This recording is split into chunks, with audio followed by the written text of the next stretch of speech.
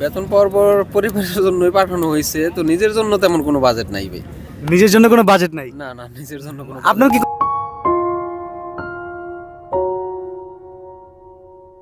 তারপরও বন্ধু বান্ধব আছে, তাদের সাথে মিলা মোটামুটি কাটছে আর কি। আচ্ছা, যাক আলহামদুলিল্লাহ, আমাদের অনেক ভালো কাটছে। তো এটা আপনার কততম ঈদ দেশের বাইরে বা পরিবার ছাড়া?